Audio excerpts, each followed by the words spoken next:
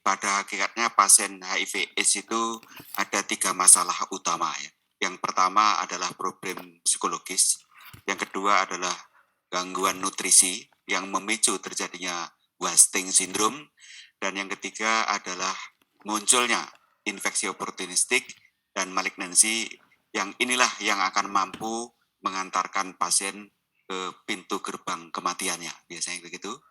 Karena problemnya kompleks, maka tata kelolanya juga harus komprehensif. Untuk itu, maka pendekatan tata kelolanya perlu pendekatan lengkap, yaitu care, support, treatment, prevention, promotion, rehabilitation. Untuk target invasi virus HIV itu adalah memasuki sel target, yaitu yang mempunyai CD4 dan koreseptor, yaitu CXCR4 dan CCR5. Kemudian setelah dia masuk, dia berusaha untuk melakukan suatu replikasi. Begitu masuk dengan cara vertikal, horizontal, atau transseksual, virus HIV akan gentayangan dalam sirkulasi sistemik kurang lebih 2 minggu. Setelah itu akan mengadakan invasi atau intervensi ke dalam sel targetnya, dan kemudian di situ akan menimbulkan berbagai gangguan yang pada akhirnya akan memunculkan gejala klinis dan juga menimbulkan gangguan atau munculnya infeksi sekunder maupun malignansi. Tata kelola yang utama tentu saja adalah karena penyebabnya virus, maka perlu diberikan antivirus. Yang kedua, karena gangguan nutrisi, maka perlu didukung dukungan nutrisi.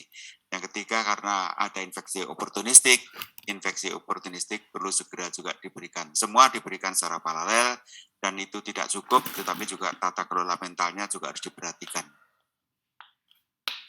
Kemudian mengenai ARV sendiri, ini adalah obat antivirus yang tugasnya adalah menekan virus HIV agar tidak sempat melakukan replikasi dan mempertahankan kehidupannya.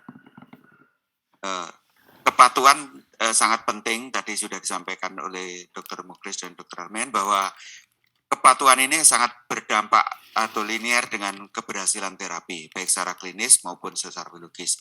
Makin patuh, makin keberhasil pengobatan itu.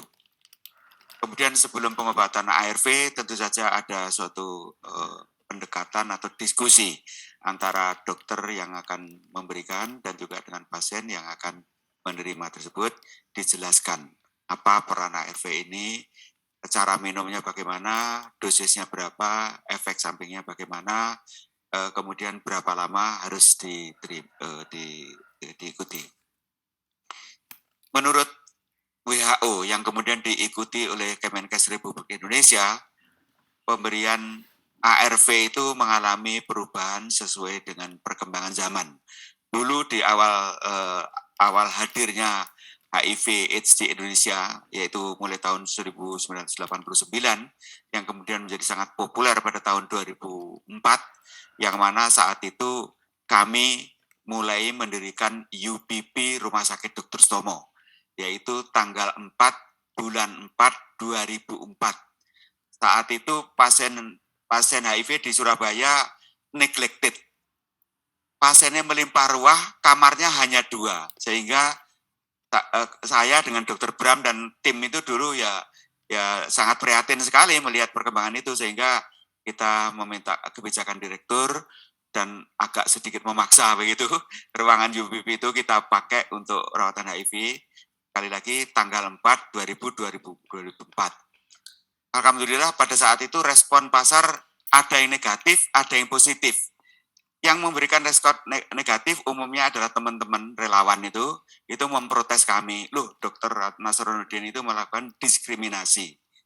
Jadi kok melakukan tempat perawatan kok khusus seperti itu.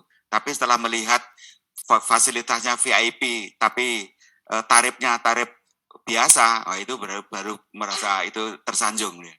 Jadi akhirnya sangat populer UPP dan bahkan dihadiri oleh Putri Indonesia dan Putri Dunia.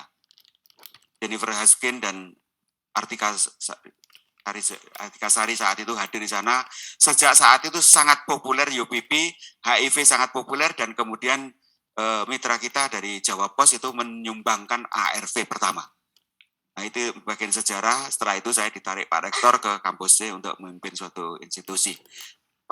Kemudian pada tahun 2009 mengalami perubahan. Kalau semula indikasinya adalah CD4-nya kurang dari 200, maka diperlonggar menjadi CD4-nya kurang dari 350.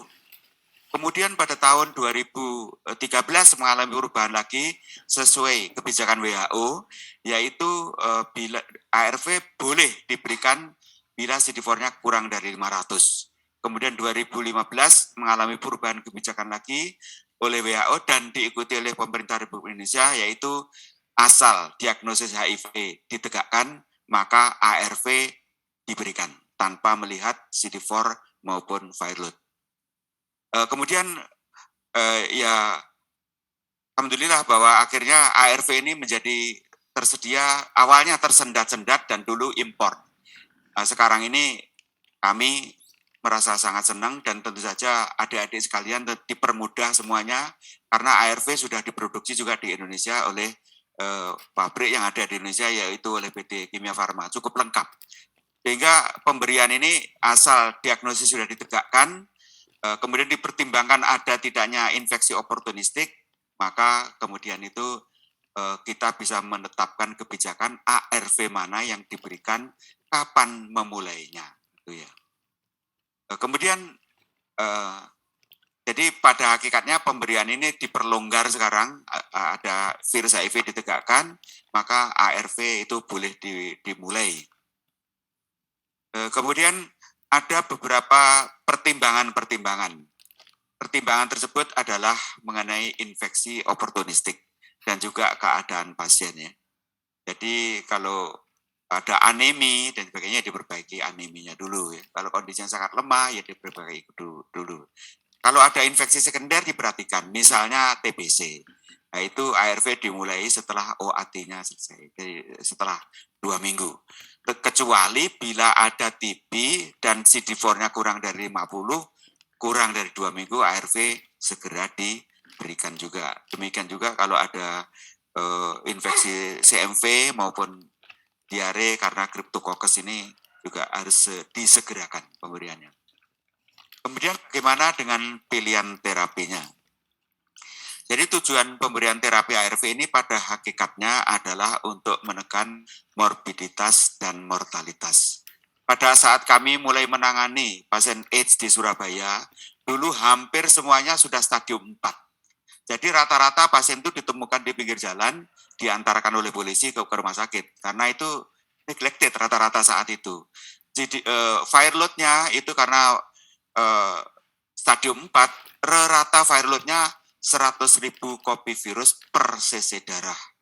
Kemudian setelah kami lakukan penelitian berbasis literatur, maka apabila minum ARV ini secara kontinu, kombinasi dengan kepatuhan yang tinggi, maka dalam waktu 6 bulan jumlah virus yang 100.000 kopi per cc darah tadi akan turun menjadi 50 kopi saja.